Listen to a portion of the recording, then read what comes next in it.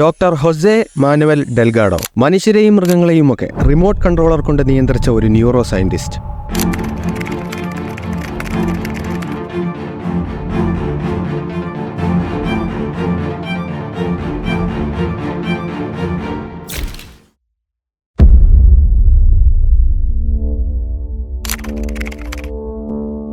സാങ്കേതികവിദ്യ മാന്ത്രികൻ എന്നറിയപ്പെടുന്ന doctor Jose Delgado തനിക്കെതിരെ പാഞ്ഞെടുക്കുന്ന കാളയെ തന്റെ കൈകളിലിരിക്കുന്ന റിമോട്ട് കൺട്രോളർ കൊണ്ട് നിയന്ത്രിച്ചു നിർത്തുന്ന ദൃശ്യങ്ങളാണിവ. 1960-കളിൽ ഡെൽഗാഡോ നടത്തിയ മൈൻഡ് കൺട്രോൾ എക്സ്പെരിമെന്റുകളുടെ ഭാഗമാണിത്.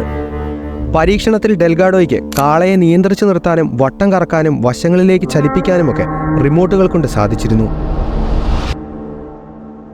പരീക്ഷണത്തിന്റെ ആദ്യഘട്ടത്തിൽ ഇലക്ട്രോഡുകളുമായി ബന്ധിപ്പിച്ച റേഡിയോ ആന്റിനകൾ ശസ്ത്രക്രിയയിലൂടെ കാളയുടെ തലച്ചോറിൽ ഘടിപ്പിച്ചതിനാലാണ് പിന്നീട് തന്നെ കുത്തിമലർത്താനായി തനിക്ക് നേരെ പാഞ്ഞെടുത്ത കാളയെ റിമോട്ട് കൊണ്ട് നിയന്ത്രിക്കാൻ ഡെൽഗാഡോയ്ക്ക് സാധിച്ചത്.